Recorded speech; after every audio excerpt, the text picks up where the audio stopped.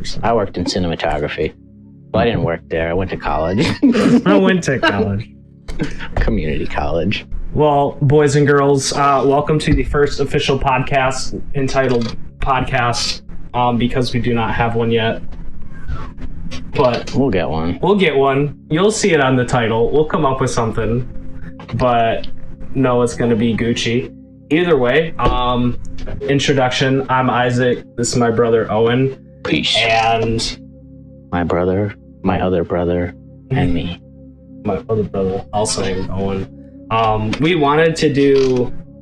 Well, first off, we've been into UFOs and Bigfoots. Kind of just comically, just more interested for years. You know, I feel like everybody is, you know. It's like the D&D players who play D&D just to have a good time. Right. Not the guys that are super into it and like actually believe they're throwing lightning bolts. Yeah. We're not those guys. Yeah. We're the guys that just enjoy a good smoke by the seashore.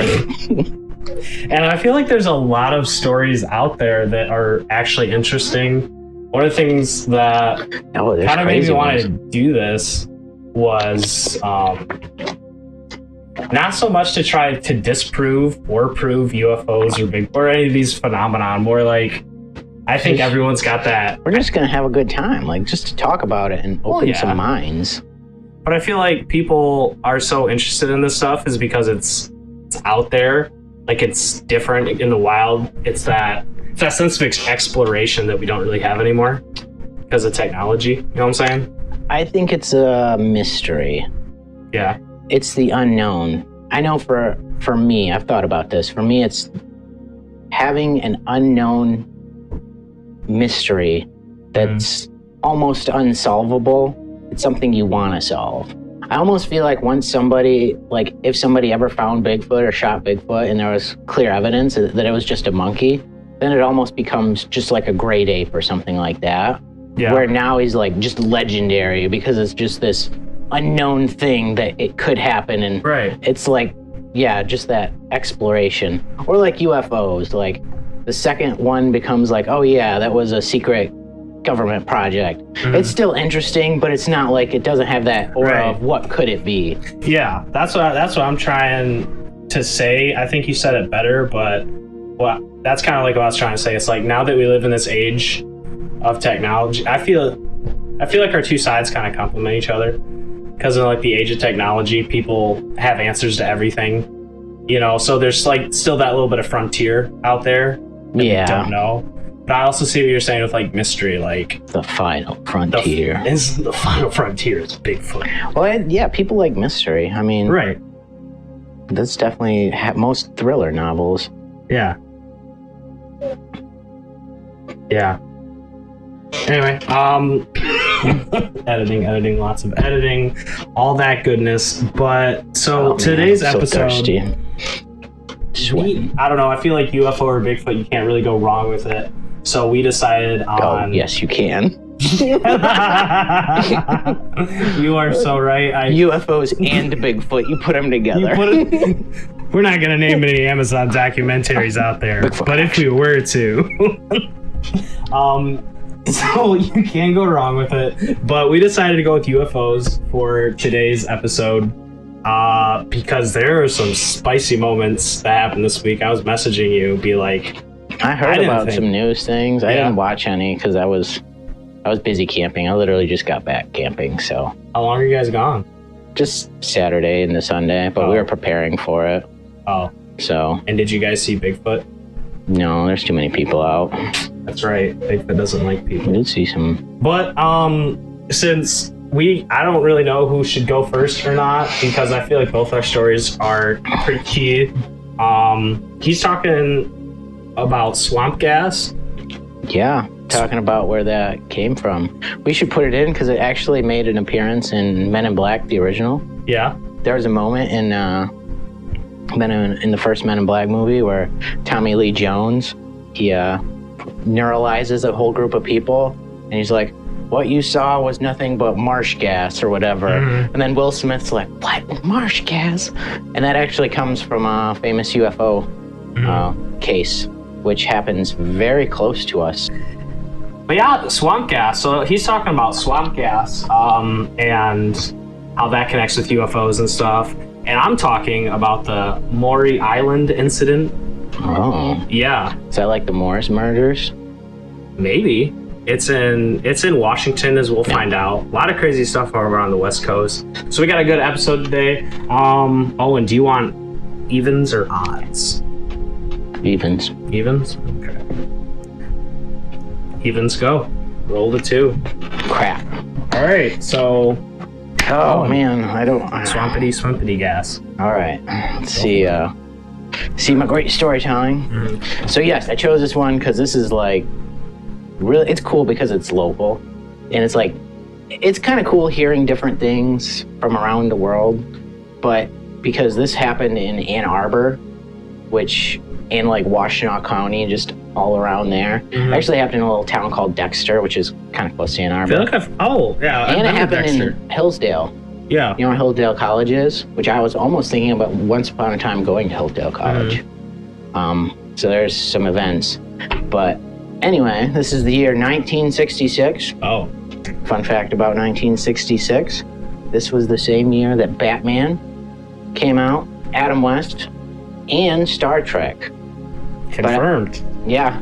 So maybe that's why it was Star Trek. But I don't know if Star Trek was out. This happened, I think it was March 14th was the original, the first sighting. So then it happened on the 20th. Because this was multiple nights this happened. All right. Anyway, we'll get back to that. 1966 is also the year Doritos were invented and came out. Oh, that's what you're telling me about Doritos earlier? Yeah. This was before dolphins were evolved and to pop bags of Doritos. With their dorsal fin. Yep. AstroTurf came out. Fresca came out. A lot of great things. Lyndon B. Johnson was the president of the United States of America. Wait. And there was actually a poll during this time. 95% of people that were polled knew what UFOs were. Yeah. Only 86% knew who Lyndon Johnson was. Dang. So more people knew about have heard about UFOs than the president of the United States at the time. Well, wasn't Lyndon B. Johnson JFK's dude? Yeah, I think. Yeah, because wasn't he the one? He was the.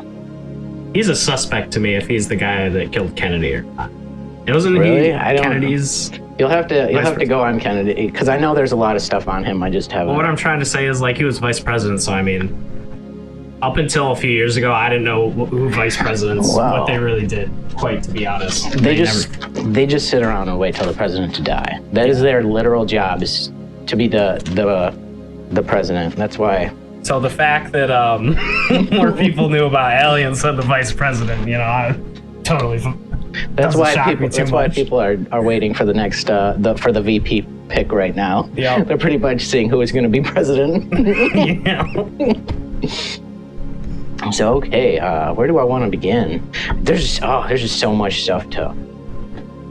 Okay, we'll start with probably the biggest incident, which was March 20th, right? Okay, 66. March 20th, 1966. Gotcha. It happened in Dexter, Michigan. To a family, the Manor family. Okay.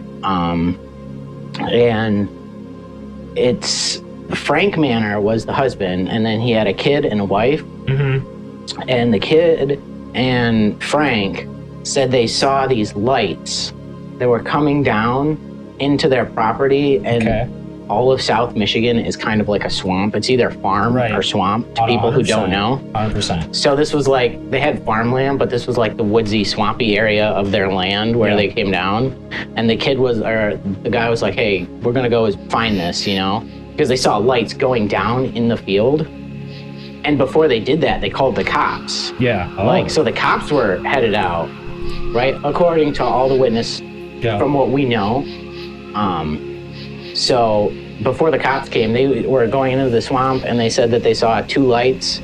They were flashing yellow and red, and there was like on the ends of this craft.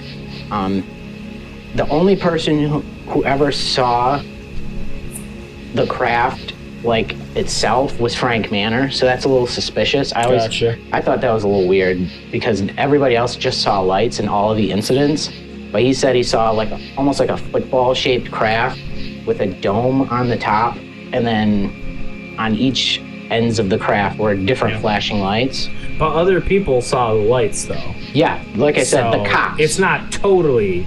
Like I said, the cops saw the lights. Yeah. Too. And the way it was he was on his property, and he was like coming up into the swamp, and the cops were coming from on the road, and they were coming from the north. So they were both seeing the lights, and they were both tracking them down, but they couldn't, when they got close, they would just kind of fly off.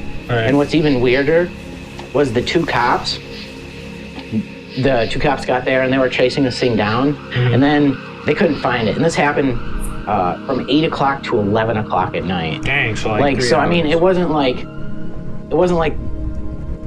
the types of UFO sightings where it's, you know, it happens in like 5 seconds and you're like, you think you saw something in the air and then it's gone. Like they were actively like seeing different things. Well, just these flashing ends of lights.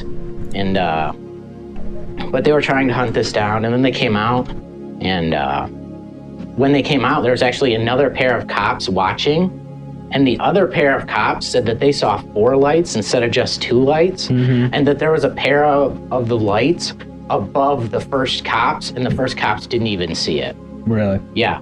So there was a total of 4 cops that night that saw all the lights, plus Frank Manor. Yeah. And that's kind of, and he got, like, that's when, like, the press came down, because there was, the UFOs, like I said, they were popular. Yeah, 95, yeah. The 60s, I mean, this was, like, mid-60s, too. This was the UFO mania. Yeah, so, that's, I don't like, if this was the only part of the incident, I wouldn't want to talk about it, because even with just a couple of spectators, you know, like, it can be proven, like it could be disproven pretty easily. Yeah. And especially with what comes later, it's like, yeah, this is suspicious, but this isn't the only time it happens. Right.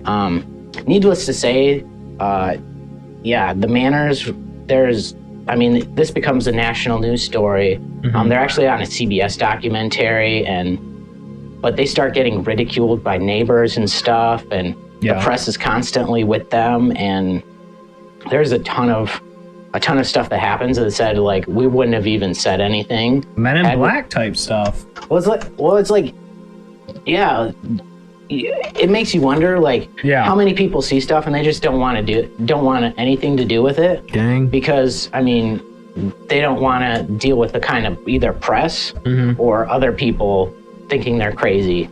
Because, I mean, these people, after this incident happened, like, there's just random people showing up, like, just walking on their land, just, like, trying to check stuff out. And then, obviously, like, people who didn't believe them at all. But that's not the spiciest part. Yeah. Okay. You're getting deeper, boys. Oh, we're getting deeper. We're going deeper. This is, like... I see those pages of notes. You got a whole nother page, at least. I know, like, well, I just have little notes. I wish I would have taken more. So... This is like the part that I think is way more credible. Yeah. Hillsdale College, which is right kind of by Ann Arbor, Dexter area. Yeah. It's all out there. Yeah. March 21st, the night after. Okay. There is a group of co-ed girls, like a dorm, and they all see these different flashing lights, and it happens for just hours. It happens from like late, like 11 o'clock at night to like, you know, like 4 a.m. or something crazy. Yeah. Like, and the whole, like this whole dormitory of girls, I heard it say that there was at least 60 to 80 different eyewitnesses saying they saw some sort of lights happening that night. Mass hallucinations aren't a thing. Well, yeah, that's what. And not only that, but the head mistress of like the dormitory. Yeah. She was a journalist for 8 years straight before. Spicy. So she told the girls, she's like, just watch everything and take as many notes as you can just as it's happening. So there's just a whole ton of like just crazy stuff they see. Like they talk about how they see 2 sets of lights and they can tell that it's the single unit, because the lights move like this. Yeah. Like if this was the light and this was the light, they'd be moving like this. Yeah. And they could tell that they were moving because they'd look at like a lamppost and stuff, and they'd notice how the lights were moving, just shifting. Mm-hmm. And they would see, like I said, they would be seeing, they saw this for hours. They called police. Police were out there. They called, I forgot who it was. Anyway, his name was Van Horn. Okay. I don't remember if he was the head of the college or like some sort of... Somebody important? He was some sort of city official. Oh, okay. He's either a college, like a really high college official or a city official. But he came out there and he saw the lights too, and was like, when he got there, he was noticing what the girls were noticing, that when their cop cars would like drive around to look at them, the lights would kind of fade out and kind of go away, and then as the cop car got farther away, they would get back and do that. But out of all these witnesses, they only saw lights. They did not. Right. They did not see any.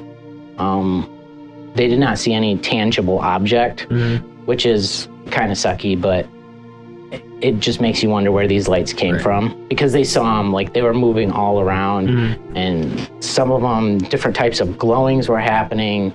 There's just so much craziness that was happening this night of March 21st. And it got so bad, like it got like so much attention between Frank Manners and that pretty much the city just like got the Defense Department on the phone, and they're like, we need the Project Blue Book out here. Oh, so spicy. Yeah, Project Blue Book came out, and dang. Yeah, let's just say yeah, I'm pretty sure it was our senator or our Michigan Congressman Gerald R. Ford at the time. No, like yeah, the Gerald R. Ford. The Gerald R. Ford. Yes, him at the time. I don't know about you. I don't remember if that was before or after. But the thing about Project Blue Book, it was being ran by this major guy who was like, he wanted to get it done as fast as possible. And he sent out this guy, an astrophysicist named Hynek. Yeah. And the Hynek guy, because he's a scientist, he wanted to like, you know, research and get all this. But they only sent one guy out there to investigate all this stuff. Damn. Yeah. And they only gave him like 2 days to investigate. Yeah. Yeah, because the major was like, you know, like, he was just trying to do it because people were calling like, oh, look at all this weird stuff. We need to have somebody research. I feel like if you're in Project Blue Book, like your one job, one job is to be like, oh, hey, there's an alien sighting and there's like 100 people out there. Blue Book is just researching UFOs, not necessarily aliens. We don't want to jump the gun and say it's aliens, because I mean, this was the 60s. It was the 60s. There was Soviets and U.S. I think there is an Air Force. No, the Air Force Base is near Battle Creek, isn't it? I don't know. No. I mean, the nearest town would be Detroit, make a thing, but why would it be all the way out in Dexter? Yeah, why is it in the middle of no? Like it's literally between Jackson and Detroit, like smack dab in the middle. That's where Dexter's at. Yeah. So why would there be Why would there be Soviets? And it's not those lanterns, because they said they were like moving in pairs and stuff like that. Oh yeah, you know what I'm saying? Like those lanterns we almost caught a tree on fire with that one summer. I don't even think those were really a thing in the U.S. at the time. And even if they were, I mean, that was more, I think, after Tangled that became popular. But I know they were big in China and Asia. But Tangled really ruined all their UFO credibility. Let's just say those things have probably started some fires. I've almost started some fires with those things. Just I still remember the picture. Get off track. I still remember in my mind vividly you coming down from the other house. You had your revolver out the window. You're like, all right, I got it, because we were gonna shoot it down. Oh, we gotta tell them. Yeah, we had a paper lantern. Yeah, and we lived by a bunch of oak trees, so we thought it'd be smart to light one right under some oak trees. Yeah. And then it got stuck in the oak trees and just became like a ball of fire. We're like, what can we do? So I was gonna just get my revolver and just start shooting. Yeah, now that I think about it, that was a horrible idea. We were gonna shoot in the air. Okay.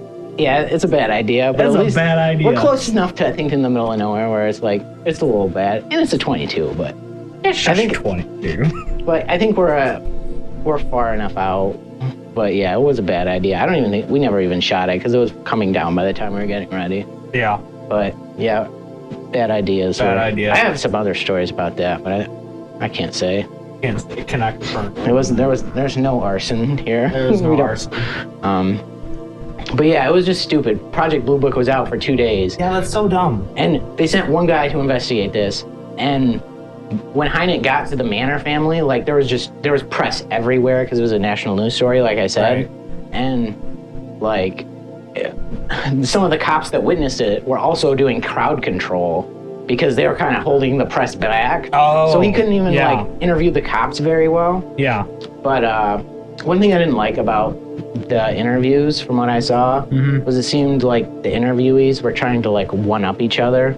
Like Of course, yeah. One of the cops was almost like, "Oh yeah, like it was a waffled, like rough texture."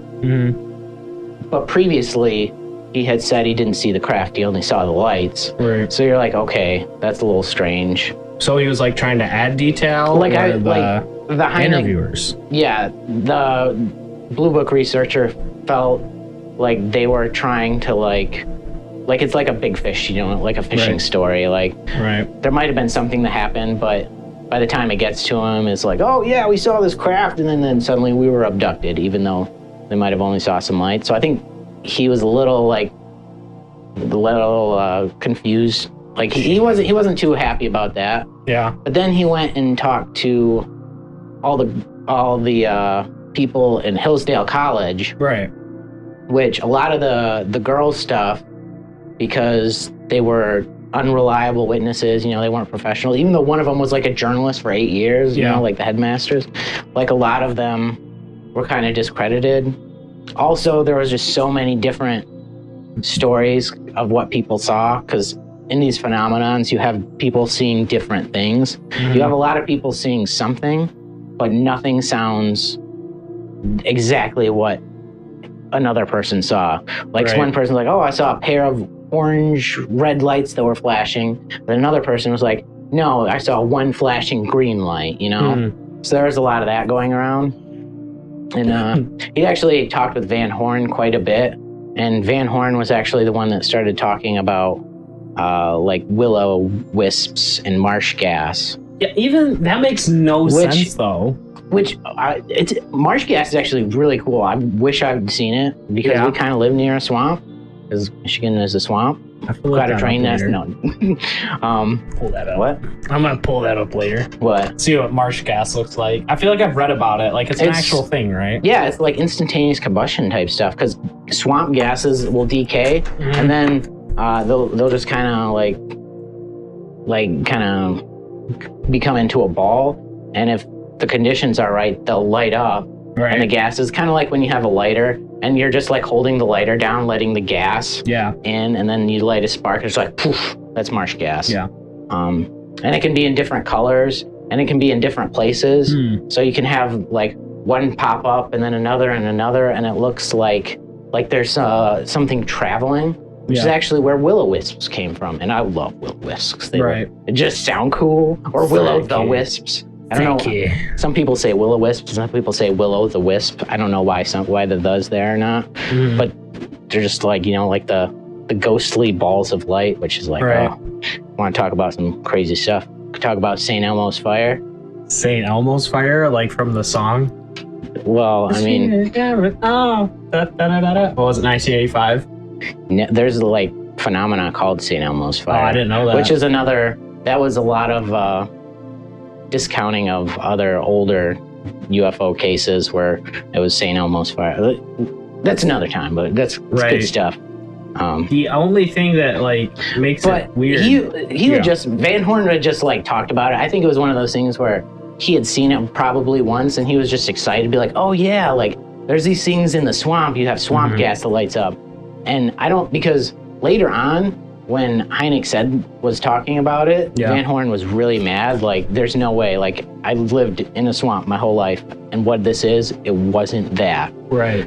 But I'm kind of going ahead a little. But anyway, like I said, he had 2 days to investigate, and he was kind of upset about it.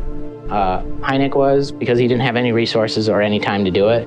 So he was pressed, and kind of after talking to Van Horn, and then he talked to some people at U of M because he's in Ann Arbor, some professors that wanted to stay anonymous for probably obvious reasons. They didn't want to go down with that ship, but he had this press conference, and he actually said, he's like, we don't really have any good explanation for this. One thing it could possibly be is swamp gas, and they talked about that. But he's like, this doesn't even fit the bill. Right. This doesn't explain it. It couldn't be just that. Right. But all of the media, all they heard was swamp gas. So that was the big kind of conspiracy, because everybody's like, the Army dismisses UFO sightings as swamp gas or marsh gas. Yeah. And, I feel like there's some deeper stuff going on there, but I don't know. You still can't explain the Hillsdale College thing. 80 plus. And guess what? I didn't even talk about March 14th. Before Manor happened, March 14th, I think it was 4 different sets of police cars saw lights in the sky all night in the wee hours of the morning that never got investigated by Project Blue Book. They were all cops, and there's actual writing of the incident report, so of people calling in and of cops calling in and saying that they are seeing these lights. And that none of that got reported, and that was before Manor, which was the biggest thing for me, because I heard about Manor. I'm like, well, if it's one family, he could be faking that, Right. Or he's in with the cop, right. It just sounded weird when you have 8 different cops from different departments. Because one of them was, I think, the Washtenaw County Sheriff's Office. One of them was Livingston, I think. I'm not quite sure. But they're different departments seeing these lights and getting reports of these lights and stuff happening then. Yeah. That's UFO. We don't know where it's from. Right. But it's a UFO thing, and that never got investigated. Definitely not swamp gas, though. But yeah, that's how it ended up in... that became a major kind of scandal. The military was oh yeah, they're covering up. And that's how it got in Men in Black. And it happened right near us. Yeah, dude, I didn't even know that. I lived near Dexter Isn't that a crazy UFO thing, though? Yeah, I didn't know that. I always heard swamp gas and it was in Michigan or something. I never knew it was that complex, though. It's like what the nerds do. Actually, it was swamp gas. Swamp gas. But it's become a joke, but yeah, it's crazy, dude. Because I never really looked into it. I knew about it, but I hadn't looked into it until I was researching it. I'm like, whoa, there were some serious UFO happenings. UFO is an unidentified flying object, not aliens. I'm not saying they're aliens. You're saying they're aliens. Yeah, they're aliens. They're not alien. Well, it could be. I'm not saying there was just mysterious lights in the sky, unexplained, seen by at least 80 people one night. Yeah. A family and 4 different cops another night. And then cops from multiple departments night before. That's wet blue books. That's wet blue book. That's Blue Book's wet dream. That's their job. The government. Everybody's wet dream is there's 100 people that saw it. Yeah, but like I said, I think I forgot his name, but he was the major at the time, heading it up. I felt he was more of a military guy that didn't care a whole lot. He just wanted the press to get away and not care about it. Right. So, yeah, they were what happened there? Dang. And there's some other stuff that happened later on with the whole Blue Book, and then more research and stuff. They actually made a committee in Congress because of that, because they were dissatisfied with the answer. And I can't remember if Gerald R. Ford made the committee then, or if he was the one that got Blue Book out. But yeah, he was in that. And but after they made that committee to do more research, there wasn't really any. They were going to go around looking for colleges, independent people that weren't part of the government to research this, but none of the professors wanted to do it, because if you're researching UFOs, you're pretty much a quack, Right. It's yeah. It's anybody who's researching some other explanation other than evolution, yeah, you're considered a quack immediately. I feel that's the one job I want, though. It's just something crazy like that. Nobody wants to get that, because you could lose funding. Right. True. If you're asking questions that are kind of Yeah, there might be a little conspiratorial. There might be that. Yeah. Like, it might be really fun to look at some other explanations, but at the same time, it's going to brand you. For sure. I mean, yeah, look at Bob Lazar, you know. He came out as like a UFO guy, and pretty much the whole scientific community canceled him. But Are you saying that just because we like lived near him? Is he in Langsburg? he was he something. Dude, I was just in Langsburg, like when I was camping. Should have stopped by, said hi, and got a picture with him. Should invite him on the podcast, but... All right. Well, anyway, that was my UFO encounter documentary, which actually, if people want to watch... The ball. What's up?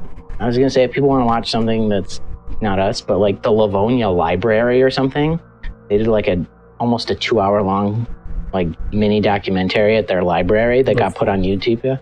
Yeah, it's Livonia's out near Ann Arbor, kind of. Oh, yeah. But where they were talking about this incident, and it's only got like 1,000 views on YouTube. We'll bump up the ratings. That's a shame. I know, but it's just, Library. I feel like it's kind of cool when libraries do like history things. It's like an actual. It's not just the title or person, because that sounds like a title. No, like they were doing some sort of history days at the library. Oh, I see. And so they were doing lectures. Library thing. I was just saying, but that sounds good. I love history, so it's fun listening to people who are like librarians and like they're so interested about like random things like Doritos. Yeah. The first year of Doritos. Well, that's where I found that fact. Dude, those cops were just high on Doritos and Fresca. Yeah, they just popped Doritos too early. They were like, that's when the cocaine was still in Dorito. Oh wait, that was the wrong. No. That's before they took it out. Coke. There was no cocaine in the Doritos.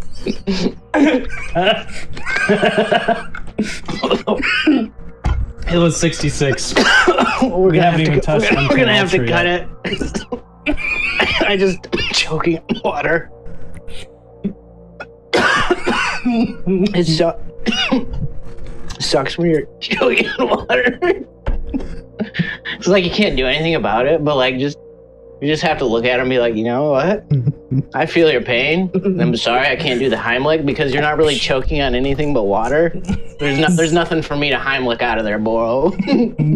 So it's just like, I understand your pain. That's me at like every like gathering where you see somebody take a sip and then their face is probably as red as mine is now. Yeah. And then it looks like they're about to die and they're like, everybody's like, are you okay? And it's like, yeah, dude, they're okay. Like, they're just choking on some water and you can't really do anything except for like look concerned because and feel their pain, feel their lived experience. Sucks, bro. Feel their lived experience. Yeah. Well, that was very interesting. Like I said, it's one of those stories that you hear about a long time, but you never really look into. But that's crazy. This one, Michigan, right? Southern Michigan, U of M country, boy. So this one was actually in that terrific Amazon Bigfoot is an alien documentary. Watch that fantastic 5 out of 5 stars. Would watch again. Yeah, that one, the one we were referencing at the beginning. I don't even want to give it. You know, I don't want people to find it. I kind of do, but at the same time, I don't want to give it any press. Don't give it any press. If you've been in any market for Bigfoot movies, you've probably come across it. Any free market, yeah. Any market, you've probably come across it. I feel like it's probably got like 50 views. When you watch it, like even if it's years from now, you'll remember us talking. We'd be like, "Oh, that's that one movie they were talking about." You'll know instantly. I feel like the comments are greater than the movie itself because half the comments are either roasting the movie. Yeah. The other half are like people just like actual like Bigfoot people being like, "What?" Yeah. And then the third half are people like just like kind of joking, like just going with the movie and just being crazy.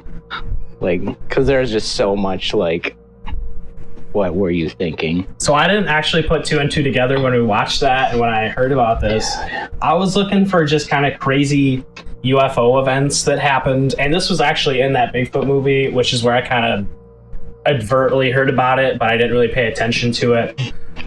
This is Maury.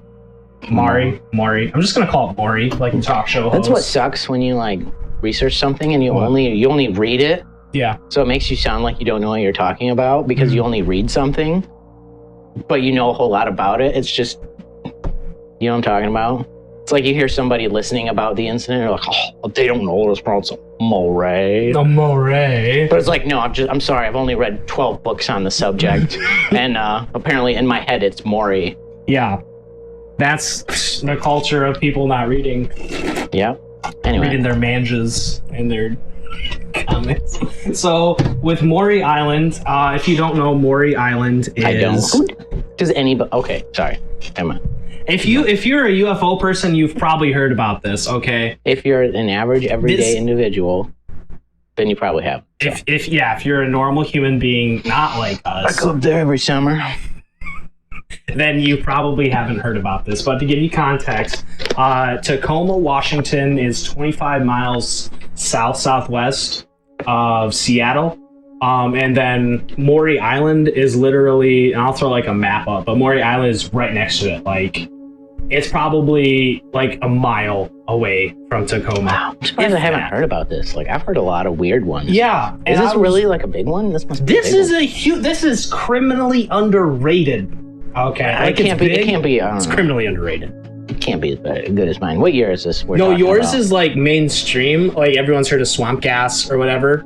Yeah. You know, if you've heard it, you probably heard of swamp. I bet you all the older people too, which I don't know how many older people are going to be listening, but cool older people. Yeah, they know. I'm sure they know about it, but the younger generation might not. And we are here to educate you on some spicy stories.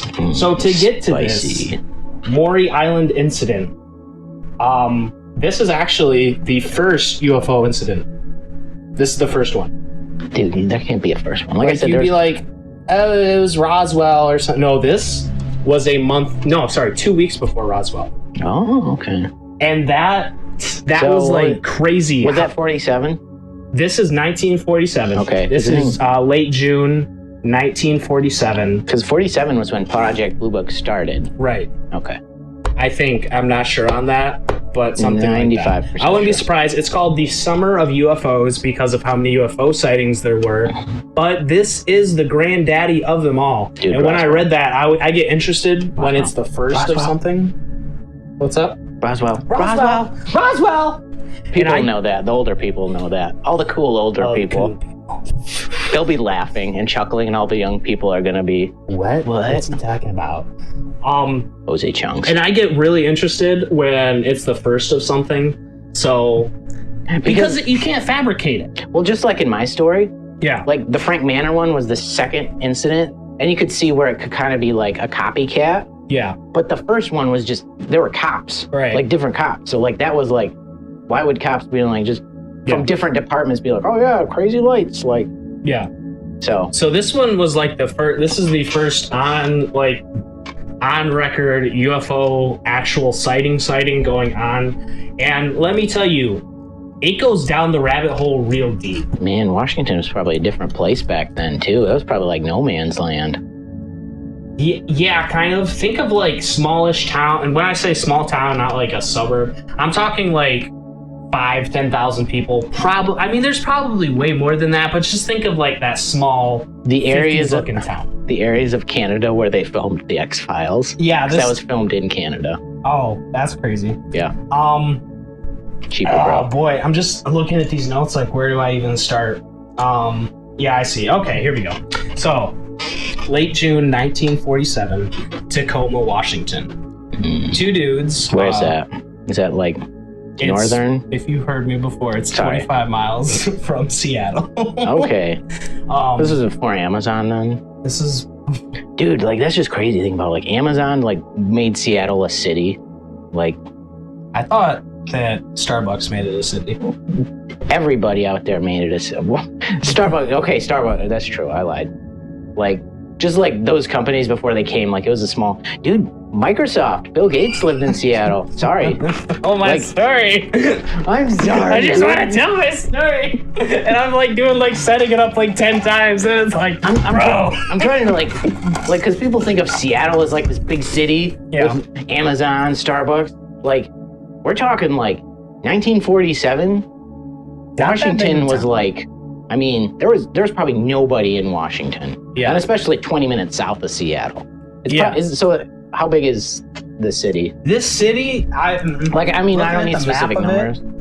Looking at the map, I mean, nowadays even. Now it's probably as big as Seattle. I don't know about population-wise. Like the county or road lines look less complex than Seattle. So Seattle's like the capital of Washington, I think. I don't know. Yes. No, wait. No. Okay, Tacoma is definitely not the capital, but Tacoma it's one of the bigger cities in Washington. Right next to Seattle, so that makes sense. Is it Olympia? Or is it? Olympia is the capital of either Washington or Oregon. I don't remember which. It might be that. But yeah, Seattle's huge. So if you're looking at it, it's literally like a mile. Maury Island is about a mile from Tacoma, Washington. And in 1947, they had kind of like neighborhood watch, but for like because it's in this. Not the horrible alien film, Neighborhood Watch. No, it's like this Gulf. Like this kind of it's a bunch of islands, because it's right next to the ocean, but it's this landmass mixed with islands, peninsulas, things like that. Chappaquiddick? What? Like Chappaquiddick? Maybe. So they had like this neighborhood. Dude, we're gonna trash this story so bad. Keep going. Okay. I'm listening. I gotta give the respect. It's such a good story. Okay. Man, editing's gonna be really fun later. Dude, don't edit. Just freeze. Let it go. Let it go. Let it go. One with the wind and sky. I feel like people's attention span might not last that long, but dude, they're learning truth bombs, man. They're learning about Chappaquiddick. They're learning about Jose Chung. Oh yeah. They're learning about 1947. Yeah. So here's what I'm gonna do. I'm gonna say that Maury Island is about a mile from Tacoma, but it's in like this Gulf kind of thing, this kind of section of like mini peninsulas, almost bigger than islands, but not as big as peninsulas. Little inlets, yeah. So there's like this Gulf that goes around Tacoma, and it goes all the way up to like Puget Sound, where Seattle's at, things like that. So they had like this neighborhood watch type thing. So people, just old dudes on their boats. Dude, this is gonna get spicy, I can tell already.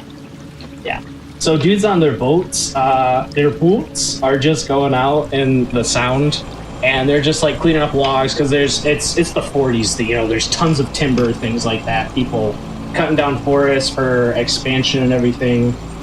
So they're just out there cleaning up, make sure everything. That's probably the number one industry out there. Probably. There's a lot of forests even now.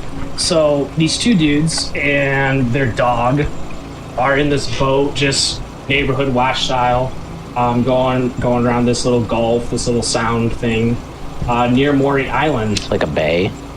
Yeah, bay. That's like a fjord or that's bay. What I'm talking about. It's a bay. That's what it is. It's bay. And just going about their day, doing logs, things like that. These two dudes and a dog, and they're looking in the sky. And there are 6 flying discs that they've never seen before. Okay. 1947. 2 dudes.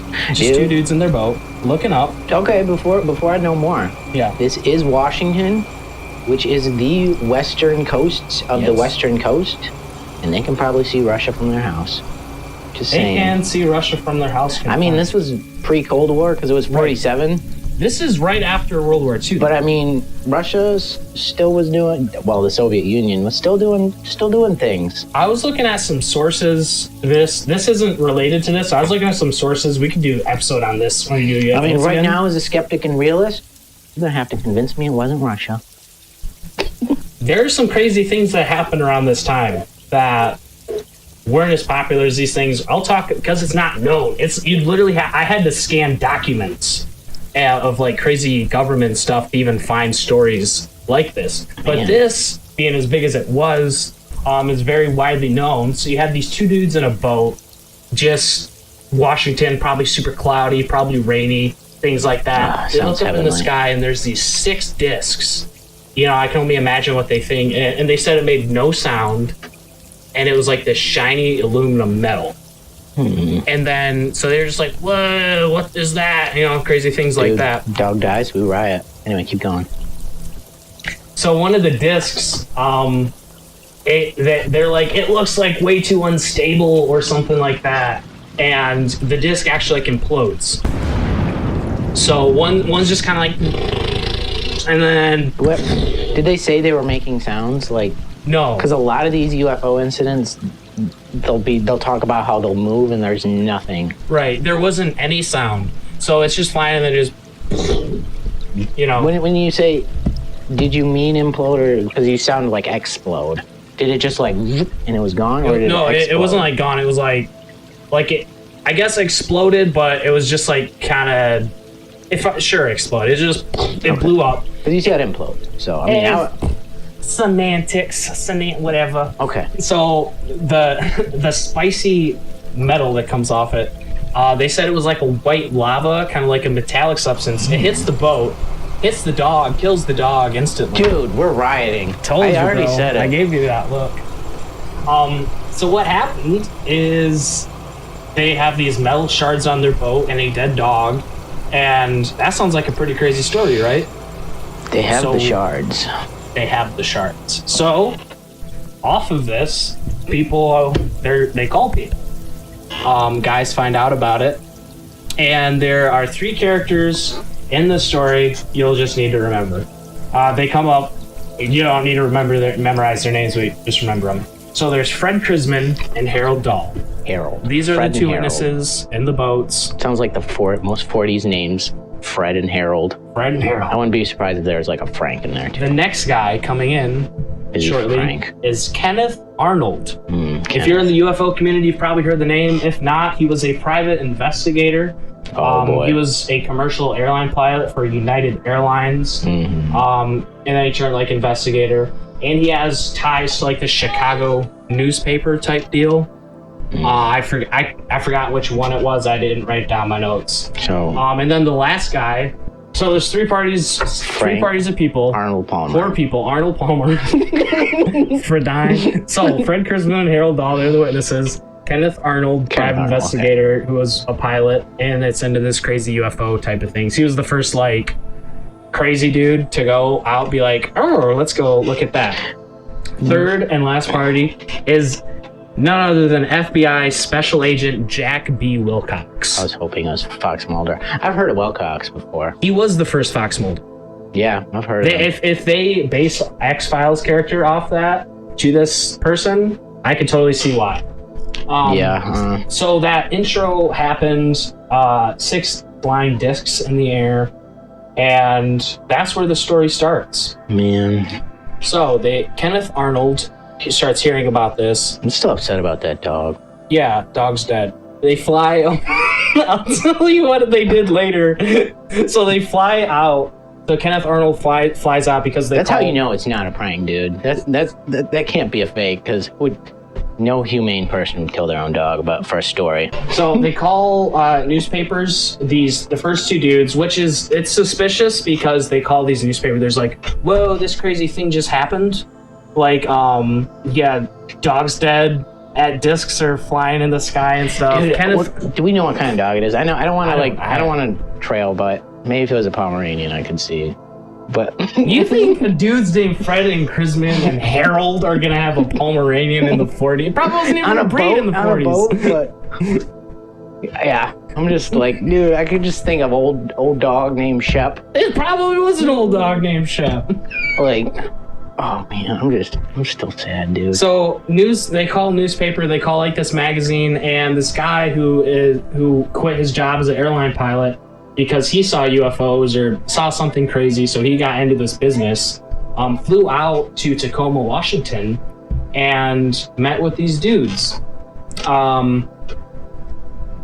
And subsequently, they write stuff, they release it to newspapers and everything, and the FBI hears about it. Because potential security risk. National security risk. Before the NSA. But it's like, why is there a national security risk going on, you ask? Well, because they have these shards. West Coast. West Coast, they have these shards. They see flying discs and stuff. Only happened one. They Could only have saw been it one Japan time. again, man. Probably was Japan. Well, got robots. Sorry, keep going.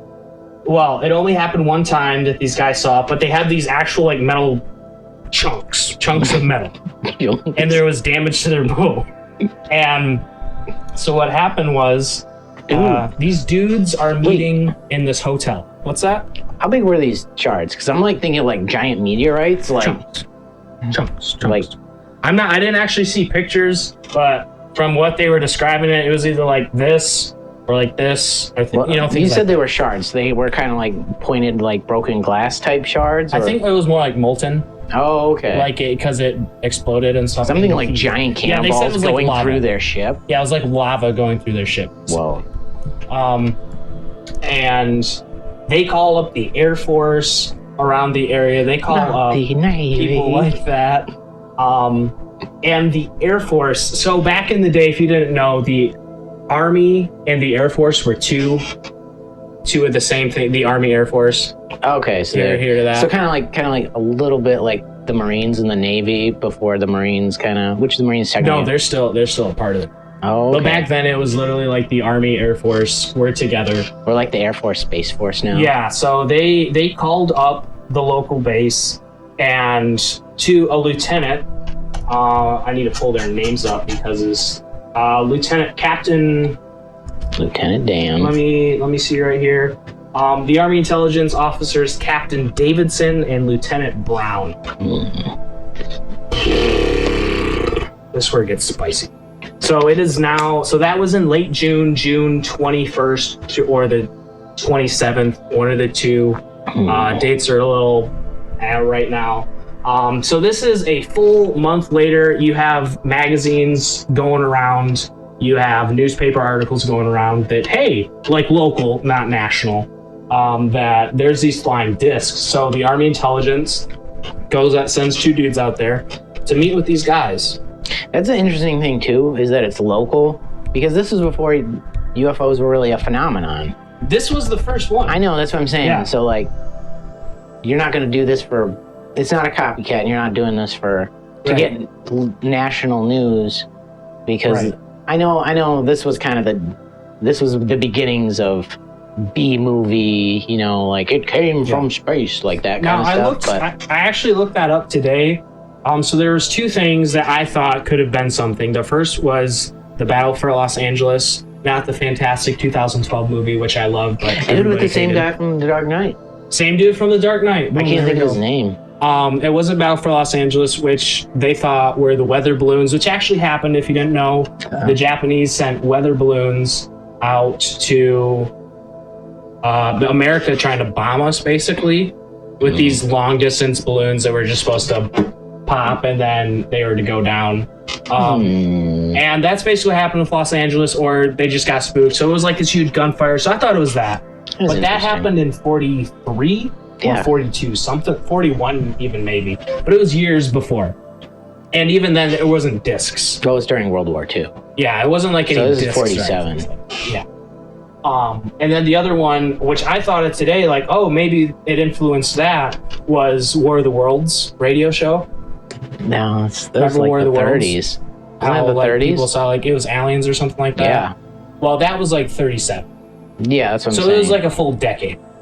33, 37, something like that. Full decade. So even before there was a phenomenon, like even War of the Worlds had like kind of UFO type aliens. Yeah. Like these fantastic ships.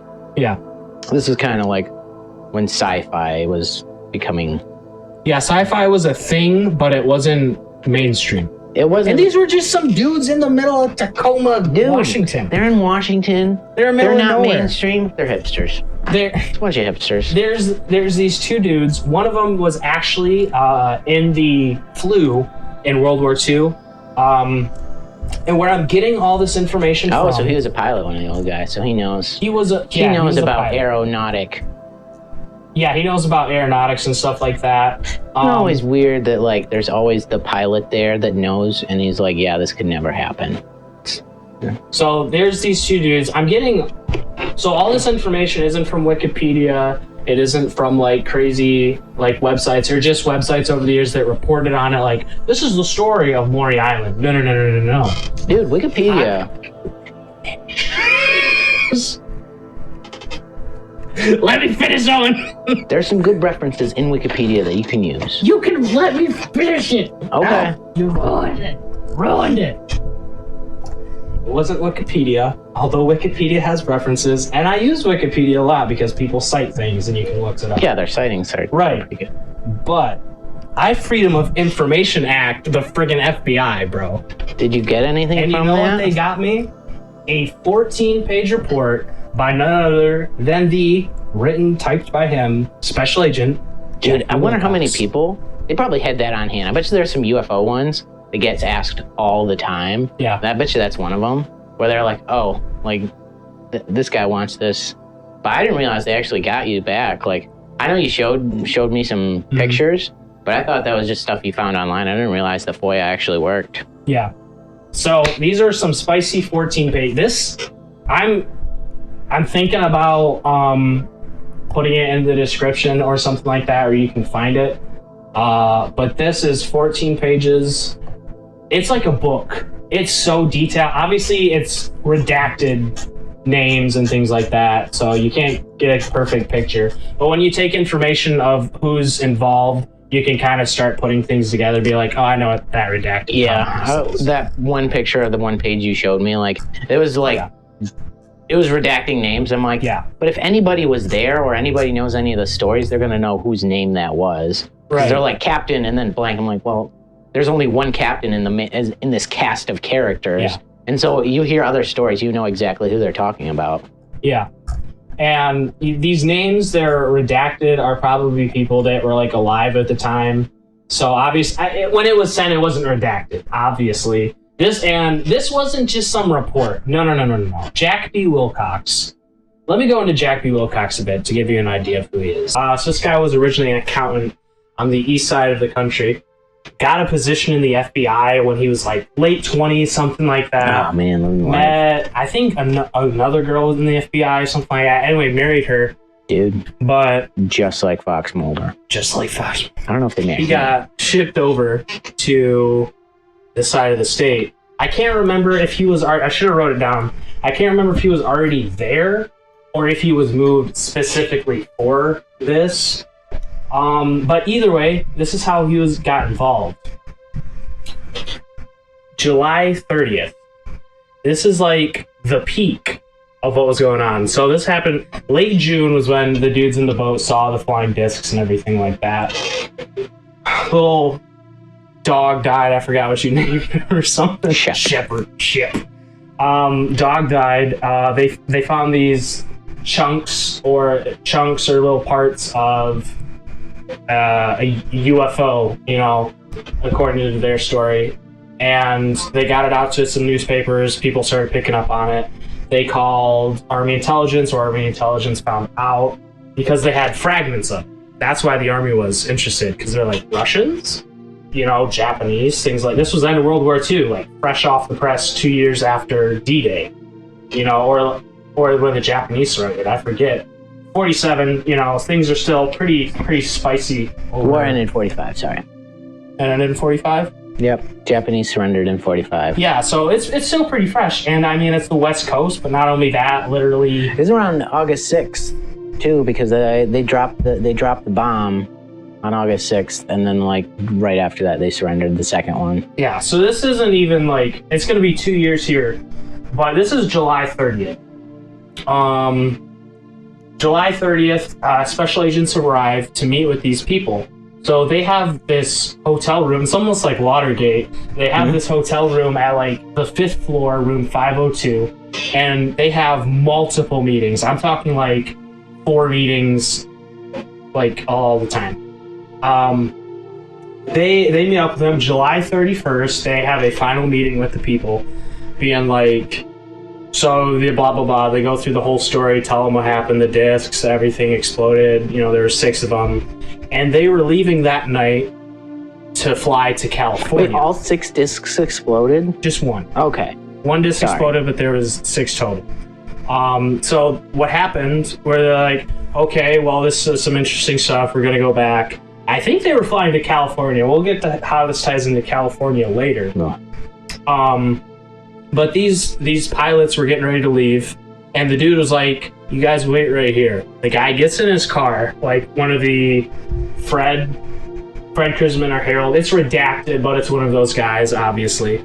So these guys pull their car around. They open up the trunk, and then they have these box of fragments. I thought you were about to say bodies. It would be that spicy. It's a crazy story. Practically. Dude, for all we know, they could be bodies. Sorry. So they're like, do you want the fragments? They're like, sure. And they give them some fragment samples. They never see them again, do they? They get on a B-25.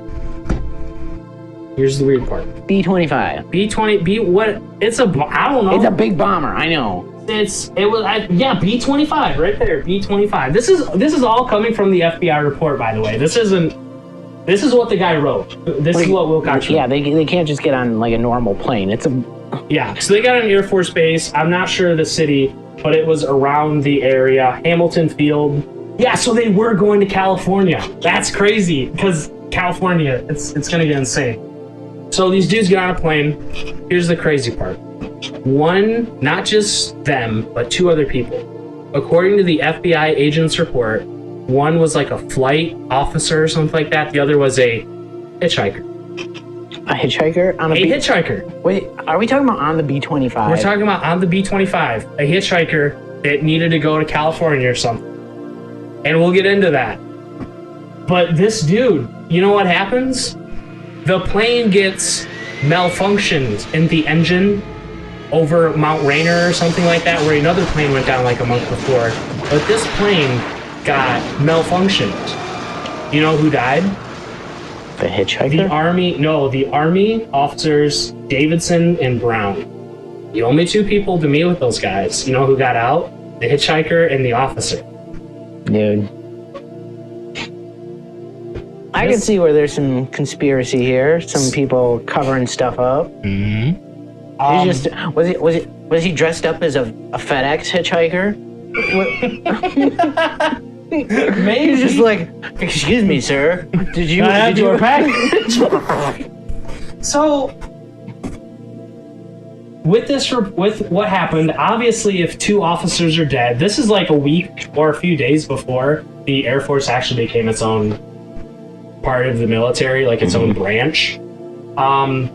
People got calls that they were calling up the people. They're like, hey, we just heard gunshots. They're calling people, hey, you need to ride on one of our B-25s? Yeah, they're like, so they were calling up like the airfields, because there's like an Army Air Force base around. They're like, hey, we just heard what sounded like 20 millimeter cannons, or like these giant cannons, and shot this plane down.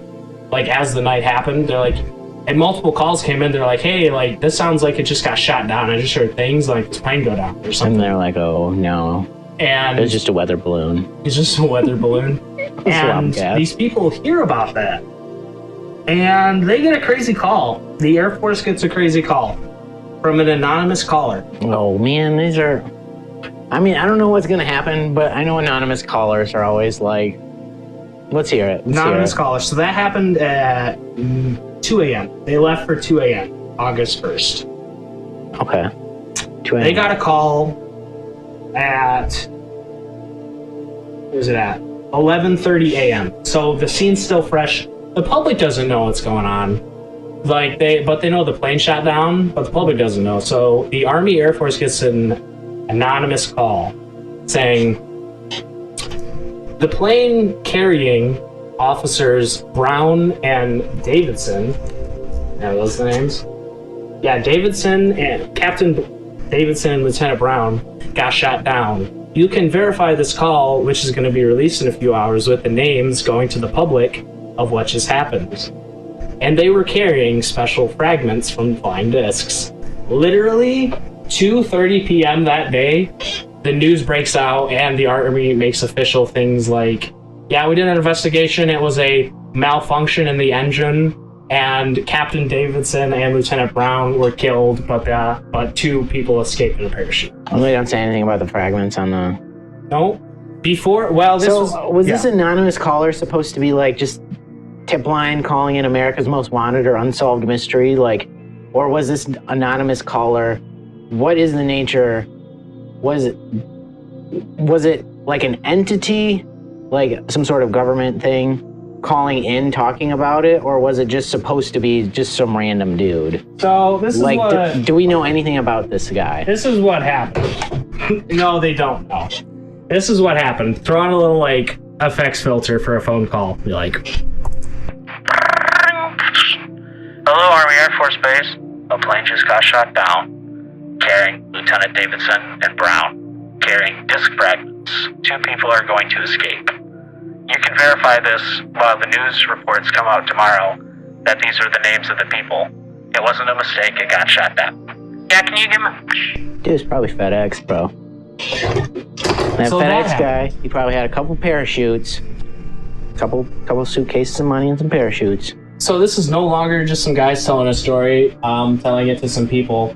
This is when, obviously, you have 2 people blown up and things going on. What was it Dwight D. Eisenhower? Was he the president at the time? Wait, no, who was the FBI guy? I sent you a message. I was like, oh no. Was it Wilcox? Is that who you're talking about? Oh, you're talking about, yeah, the one, the FBI building's named after The FBI building. J. Edgar Hoover. J. Edgar Hoover. So he J. was, Edgar Hoover. He's not the, I hear there's some things about him doing, like, stuff, the police brutality type stuff, you know, like, but...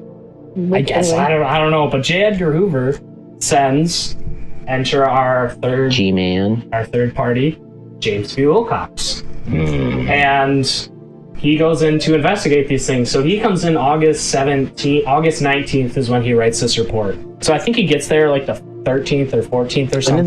When did the plane go down? The 5th? It went down August 1st around 4 in the morning, 2 to 4 in the morning. They didn't get very far before it got malfunctioned. Before it called the suicide. Who so it was the Air Force that researched so they go in the there. Plane crash. Yeah. Okay. Yeah. So this guy goes in there to obviously interview what's going on because it's 2 dudes just got blown up and they're getting all these weird sightings. So this guy goes to interview them. Was there any autopsy of the bodies? I mean, what was left of whatever the bodies were? No. Because, you know, you wonder if there was gunshots or other things involved, you know? Right. And the crazy part was there was a plane that was shot down like a month ago. Same area, Mount Rainier, wherever that is, I don't know. Who's shooting planes down? Exactly. Where's the hitchhiker? Exactly. Who is the hitchhiker? Well, if they were just shooting planes down anyway, why would the Air Force need an inside guy if it was something like that, or whoever? Well, they heard these fragments and things like that. Okay. And obviously, so what happens is, have I been calling him James or is it Jack? I feel like it's Jack B. Wilcox. Yeah, Jack. I called him James earlier. Sorry, it's Jack B. Wilcox. And I looked into this guy with an interview with his daughter, who's like 80 or 90 now. She might even passed away. I don't know. It was a few years ago when it came out. But this guy interviewed, tried to ask questions about it, and she's like, oh, he was a Swedish dad. He was an accountant. He was an honest man, taught integrity to his children and stuff like that and everything. And he was just an all-around good guy. And the guy was like, so do you have like any comments on what your dad would actually meant during these like flying discs? And she's like, I'll leave it that he was a very honest man. What he wrote is what he wrote. Dude, you know what that kind of reminds me of? What? Not to go too far off on a tangent, but Emily has a friend whose dad worked at Area 51, and still to this day, like he's retired now. Yeah. He'll never say anything about it. Like he just refuses, and like they joke about it a lot, but like they can't say because it's like a secret base. But like, I'm sure like that. I'm sure that there's crazy stuff. So this guy's writing this. So what I'm reading from is the actual report going to. Did we say Hoover? J. Edgar Hoover? Yeah, he's the head of the FBI. Head of the FBI. This isn't a letter to just like a file. This is going directly to the director of the FBI. And what was going on in room 502? I don't know. What's room? Oh, Fifth floor. Yeah, fifth floor. So this is about a week and a half later is when Jack B. Wilcox shows up. And he starts to interview all these guys and get all these different witnesses of who these guys were, where they were going, and everything like that. He interviews Kenneth Arnold, which is that private investigator, kind of like the OG UFO investigator, like paranormal guy. And I'll throw up a screenshot of what it looks like. But right after that, July 30th at 7:43. So July 30th was a Thursday before July 31st, which was before August 1st. So 2 days before the plane went down, these people are meeting up in room 502, 7:43 p.m. They're talking allegedly about the fragments and everything like that. And let me just read what happens. A check of the records of the Winthrop Hotel in Tacoma, Washington revealed that redacted, giving address is redacted, Mount View Drive, Boise, Idaho. So the pilot talking with these other pilots, Brown and Davidson, from July 30th at 7:43 p.m. until huge paragraph redacted. Like a whole paragraph redacted of what the conversation was between these two people. In the hotel. In the hotel. Between the pilots. Is this paper you're reading? Is this, I know it's a report, but I'm guessing it's from witness accounts or something like that. Yeah, so is this Wilcox's? This is Wilcox's words. He typed all this, okay. And so he. How am I going to word this? So he goes in there, and reports on all these things of what's going on. With Wilcox, he asked all these questions to all these people. Found out.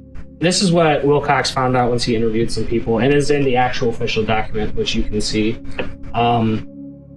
These people would meet up every day and meet with these lieutenant guys. Obviously, it's like a highlight going on. Like they're meeting with these special investigators from the Army, Air Force, and everything. They're going out for like breakfast, talking like that. And the dude brings up like the private investigator guy brings up like, all right, can you take me to the island? And they're like, yeah, we'll take you to the island. Comes up, like they had a busy day at work. They're like, we can't go tonight. We'll take you tomorrow.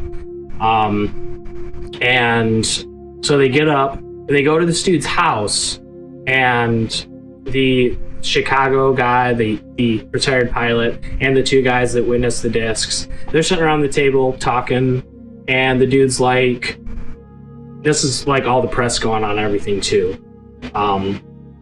Like they sent about all these papers and everything like that. So It's big. It's not national, but it's big in the area. And the guy's talking to this pilot who is writing stuff for a magazine to try and, publicize, be like UFOs in the sky, things like that. Yeah. And so was UFO a term at that time? Or did this... I didn't see UFO come up once. Oh, okay. They call them flying discs throughout this whole actually, when I was watching, like there was actually a big magazine before called Flying Saucers, and people just called them flying saucers. That's what this was. So they called them flying saucers, and then it wasn't until later that they changed it to UFOs, because not all of them were saucers. Kenneth Arnold, the guy in the story that's sitting down at the table with these two witnesses, is the guy that started that. Good stuff. And so the witnesses are telling about the disc story. The wife comes in irate. She's like, you lying to stop talking about you were just daydreaming. Don't you bring it up again. Blah, blah, blah, blah. And the guy's like, oh, yeah. And he's like, what did she say about the dead dog? So the guy's passed out drunk as usual and shot your own dog. Yeah. So the guy's like, he's like, okay. And he tells this guy, if it gets publicity, like your story, if it gets more publicity, I'm just gonna say because the wife didn't probably want any of that or attention. Yeah. Yeah. So he's telling the retired airline pilot. We'll call him the UFO investigator, just to make things simple. So he was telling me, like, if this gets any bigger, I'm just calling it a hoax, whatever like that. Where's the proof? Where's the discs? Right. Where's the shards? So they get on a boat and go out to Maury Island. And this is where things get a little hoaxy. Like, It's something that like, is it something though that where it's a trope, but it started that trope? Right. So I was actually thinking about how to like. Let me just finish with the Maury Island. So they get to Maury Island, and the guy's like, the UFO investigator dude is like, is this the boat? And they're like, yeah, this is the boat. And he's looking at it, and they're like, oh, this is obvious signs of repair here, and here's where the boat was repaired here. And the guy's like, lava. And then the dude's, this is actually in the report, the guy's like, the UFO investigator asked them, like, so you said the dog died, so, like, where's the dog? And they're like, we threw it overboard. When it died, we just threw it overboard. Oh, because... well, yeah. I mean, I could kind of see that, you know, like, you don't want a dead body. Yeah. But at the same time, like, something that got hit. Yeah. Proof. But I feel like it was, I mean, the guy obviously thought it was shady. And in the report, the FBI dude interviews the guy, and he's like, yeah, it seemed shady to me. It didn't really seem that credible. See, this is the problem I have with, like, these things, is, like, you don't know who the witness is. Yeah. Like, yeah, his name was, what, Harold, or? It was some dudes.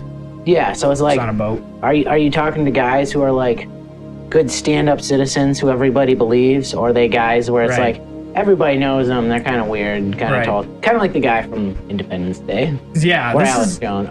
Were they interviewing Alex Jones? You know? Yeah, this is where it breaks down, though. Okay. From there, this is where like it becomes okay. This is probably a hoax. Is that the dudes have this? They're the FBI agent. He's going around interviewing people, and they meet up with. This is according to it. I believe it was after the event, so after the plane got shot down, the plane malfunctioned and the people died, they met up with another field specialist from the Army Air Force, and was like, they're like, oh, look at these metallic chunks we got from this flying saucer disc or whatever. And the guy's like, well, those look like slag from a furnace. You should go to a slag in the local Tacoma furnace, whatever. And it's like dross, like the metal just spools out of what happens. And they looked up pictures, they're like, yeah, that looks exactly the same. Like exactly the same from this furnace down the road. And from the furnace down the road. There's still mystery here. See, what's weird to me is like everything sounds like it would have been hoaxy up until the plane. And it's like, why... If this was somebody trying to cover something up, like if they would have just left it alone, then it would have been a hoax. Like if it was just this guy's testimony, I wouldn't have cared until the plane comes. So why would somebody intentionally do this with the plane? So that anonymous caller, right? Yeah. So there was, I want to say 3 or 4 phone calls from this anonymous caller. The first one was calling them about the meeting that was going on in room 502. The second was that the plane got shot down, and he gave out names before anyone knew the names, you know, in the public. And then he called them just another time, telling them that it's not a hoax or something like that. So they get from the foundry or whatever, and the dude is like, it's like, yeah, this pretty much just looks like metallic dross or slag, they call it, from the furnace. Nothing special. But I put it, spoiler alert, if you haven't seen Cloverfield Lane, basically, okay, spoiler, just skip this. At the end, you know, 10 Cloverfield Lane? Yeah. How they were like, oh, aliens invaded. Oh, it was the Russians. You know, it was like the aliens. You're in the bunker the whole time. So you don't know. Like she was knocked out, and she woke up in this bunker, and she's like trying to escape. She's like, and then you start to think, okay, who is the main actor in that movie? That was John Goodman. Dude, that's another one of those movies. It's just, it makes you feel like, oh, yeah. Like I can't look at the guy the same, but it was John Goodman this whole time. You're starting to. Because that's how the movie was written. It's so good. You start figuring out, they're like, oh snap, this guy's actually some crazy pedophile that kidnapped this girl. And he's making all this crap up about aliens. Well, it's one of those things, too, that like, Like at the beginning, it's like, yeah, he is, and it's like, no, he's not. And then he is. Yeah. But anyway, and you're like, and see, it's like, oh, this guy's just making up because it's about aliens. And then she escapes, and she's like, I'm finally free. And she's in Cloverfield. And then an alien drops out of nowhere, and you're like, the whole time, inadvertently, you were thinking it was some escape story about this psychopath pedophile that captured this girl. It was. And then at the end, it was like aliens this whole time. Mm-hmm. And that's what this story is to me, because plane got shot down with a hitchhiker inside, an anonymous caller at the same time that knew their names. Dude, what if like this was all like what if Harold shot the plane down? Don't ask me. Harold was the anonymous caller. It could be him. I don't. But the reason that makes me think that the plane actually got shot down wasn't just an engine malfunction is that they called the people like at 5:30. It was either PM or AM. Either way, it was in the same day. Like and before. the shards never got seen or heard from again? No, and they called like the Air Force Base that they flew from, and they're like, hey, we were just wondering, did they have shards when they entered on the plane? They're like, yeah, there were shards on the plane. Like from the Air Force people. Why are they called shards? Because if it's like slag, I'm thinking like molten. Yeah, that's basically what it looks like. I just call them shards because, I don't know. Did you call them shards? What did they call them? Did they just call them slag? Yeah, they called it... What did they call them? They called it, pieces or pieces of the crab. Fragments of the crab. They called them fragments of the disc. So like, were there fragments? Like, yeah, they had fragments when they went on. And then the plane mysteriously goes down, kills only the people that knew about the fragments, and then a mysterious hitchhiker, which other people are saying was like some flight officer, but in the actual FBI document, this honorable, integrable guy was like, it was just a hitchhiker. Couldn't find anything on him. Just a hitchhiker. This is how it gets to California. Wait, did the Air Force, did they confirm there was a hitchhiker? Yeah. Okay. They confirmed there was another party, but other people were like, it was just a flight officer. Oh, some people said it was a flight officer and some people said it was a hitchhiker? Yeah, but the official FBI investigation said it was a hitchhiker. Multiple times. Okay. Never referred to him as anything else. The crazy thing is, this is how it ties, and you're like, okay, so the discs were all just made up, the plane mysteriously went down. It's just a fishy situation. This is why I was talking about mystery. There's a lot of unknowns. This is third base going in for a home.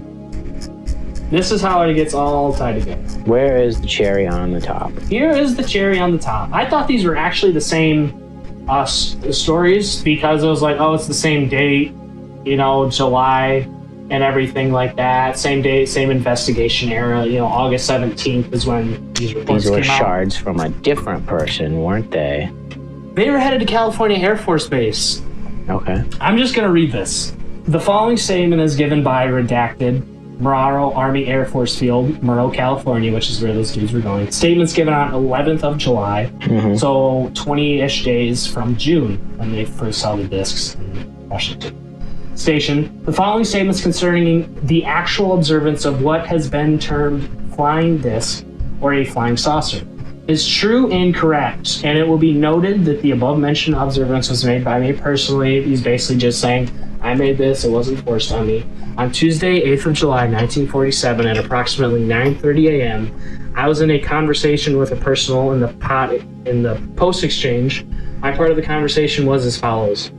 Someone will have to show me some of these discs before I will believe it. You need a poster. I want to believe poster. I know. Because that's exactly what this guy said. I feel like that's why X-Files struck a chord with everybody, is because there's a lot of people that want to. Yeah. Yeah. So he says that. That's his conversation. Upon leaving the post exchange, I went directly to my office and before entering, heard one of the local aircraft in a traffic pattern. He looked up and looked slightly to the left, whereupon I observed two silver objects of either a spherical or disc-like shape moving about 300 miles per hour or perhaps less at approximately 8,000 feet height, heading 20 degrees due north towards Washington.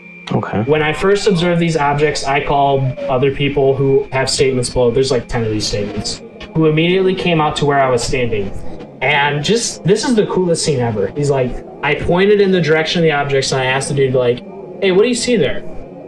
And they're all just standing there looking up, and he's like, there were the three, whereupon all the three, with sundry comments, stated, okay, so there were 3 people that came out. He called, got 3 people out, stated they're flying discs. And this is crazy because he actually writes, like, I had time to look away several times to renew my vision to make sure I wasn't tripping. Well, he didn't say tripping. I added that paraphrase. Yeah. I to clear his eyes, and he looks up, it's still there. He's like, no. Well, then he calls people over. And he calls people over, and they all say the same thing. Mac? And that's what they sounded in California in the 40s. So you had all these people seeing, it was like at least 10 different reports, and they were all like military detailed, obviously not confidential, given out to the public, but yeah, all these people seeing the exact same thing literally within a month time span of, you had these people in Washington seeing 6 flying discs, people getting shot down having fragments. Sorry, they the engines failed. Well, it went down, and then you have this was before all that happened in California. People saw discs heading north to Washington, right? Right. So if you look at the timeline, it was late June. People see 6 flying discs, and then this happened July 8th. In California, people see flying discs. Sorry, not people. Army people, like Army Air Force people who have been in the military, knowing what planes look like. Probably flying P-57s. It wasn't none of those, and it was a few days of people seeing these discs.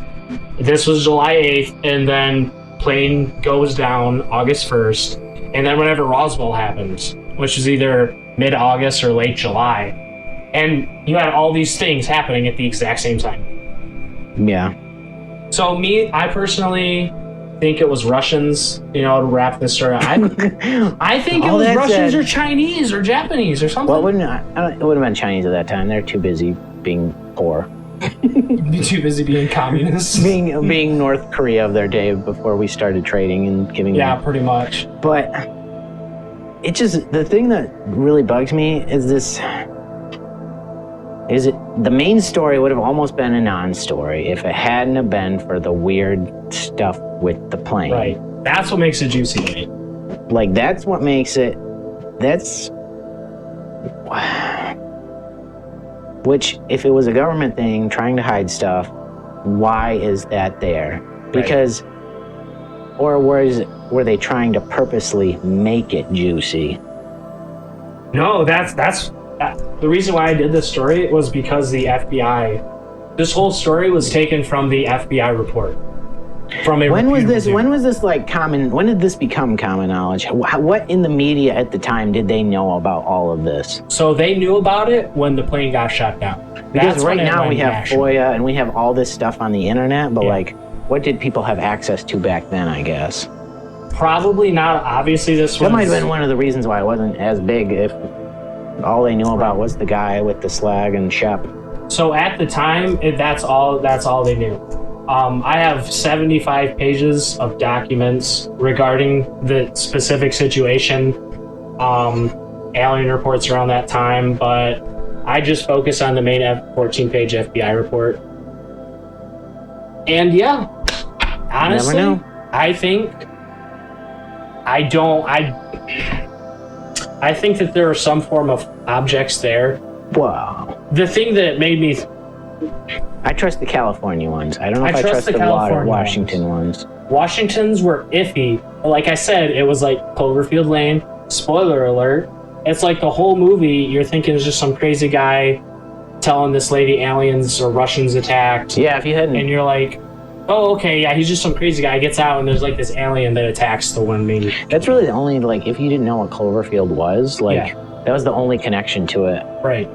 So. And it's like, I feel like that's what happened. Like, could it have been a hoax? They said if it gets more public, they're going to say it's a hoax. Because now that people are actually dead and stuff like that, they don't want the publicity from that. They never actually said that it was a hoax. Mm-hmm. They actually went out and released a magazine, and that's what kind of started the UFO craze from that. But I mean, the plane going down with the only two people that met with them having these metal objects? Guess we'll never know. And that's what I mean, we makes won't. it That's the good. thing. We won't know. Kind of. So, But it's the same objects Fact from of people in life. California. Like Army people in California seeing this, describing the same objects, it's pretty cool. and They were heading didn't towards know about Washington. So, for all we know, it could have been even U.S. I'm sure there's a lot of people that think it was like a special secret U.S. aircraft or something like that. So if you know any more on this, I obviously didn't read all 75 pages. I think I read like 30 of them. But if you know more on what they're saying it could be, like if there was like a U.S. project around the time, put it in the comments or something. If you're listening to this on podcasts, I mean, you can go over to the YouTube channel and drop a comment or there or something. But those were our stories. That's good. That's fun. Yeah. I felt like yours was a lot more juicy. Like as far as mystery wise, where mine was just like, and this guy, like, mine was just like, here's what happened, and we don't know about it because none of the official people did their due diligences. Yeah, I'll tell you, yours was a lot more concise. I mean, mine, there was so many viewpoints it was hard to put together. I kind of slaughtered this story, but if you want to know... I know there's more, like, because there's so many witnesses in mine, too, where it's like... But the gist of it was there's lights, so... Yeah. Like, the gist of yours was there's flying saucers and one of them exploded. So... Yeah, and then it went in from a hoax to, like, government conspiracy of, like... And you have to wonder, too, if the guy saw something. Yeah. And he just made up the whole fragment story to get people out there to believe him. I wonder that, too. Because I just thought about that, like... To be like, oh, I saw some weird stuff in the sky. I saw some weird stuff in the sky, and I've got a piece of it. Then you're interested. It could be that, too, because this was the first sighting. Like, people saw objects, like, the pilot got interested because he saw something before, but this was, like... Because, I mean, with mine, during the 60s, UFO mania was a thing, but this was before. This was the thing that kicked it all off, but what you said about having an object, all the other... what the captain saw, the retired captain, the airline pilot saw in, like, Chicago or something, or Idaho, wherever he was from, he only saw something, but you said that they had an actual object. So I'm wondering if that's what made him interested in this. Something tangible. Something tangible, which is what we need. But other than that, that's what we got for you this week. I'm not sure what's going to be next week. Dude, I got some crazy stories that I hadn't known if I hadn't. Some true crime. We're gonna find some Bigfoot because old Biggie, the big boy, Mr. Squatch, Mr. Feet, Mr. Feet. Mr. Foot. We got some things coming. There's so much. Now, I don't want to say paranormal. There's so much mystery. There's so much mystery, and the way we do it is we pick a topic and we might tell each other what we're doing, but we'll give out hints. We give out hints to what we're doing, but this show is the first time I heard him talk about that, and then it goes both ways. But I think that's a good place to wrap it up. Yeah, because we're about to die again. Yeah, we've been going on long enough. I'm trying not to make this a 2-hour one. I'm sure it'll get edited and stuff. But if you like it, please like and subscribe to the YouTube channel. If you're listening via actual podcast, subscribe to that podcast. Tell people you're interested in it. Yeah. Because that's how we got interested into this, was we just found lots of documentaries and stuff. And I feel like there's not enough people doing research. They're just kind of like rehashing stories. That's the thing, is research is hard. Research is hard. Because, I mean, it's fun to hear about it. It is not fun to, like, go in detail and, like, work. Yeah. And usually... Yeah. Which I feel like it was hard with this one because this was so, like, spicy. And it was like, I was just reading, I was like, holy crap, this is really good. So I feel like next week's going to be a little harder with the topic, but maybe not. Other than that, thanks for tuning in, and we will see you in the next episode. See ya.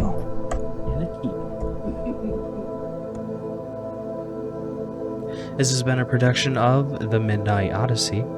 If you like what you listen to, please consider liking and subscribing to the channel as we release more content for you. If you're listening to podcasts only, please subscribe. But for both of you cool cats and kittens out there, if you could share it to people you think you would like or enjoy podcasts like this, we would appreciate it because we love what we're doing here. And yeah, you have a fantastic rest of your day.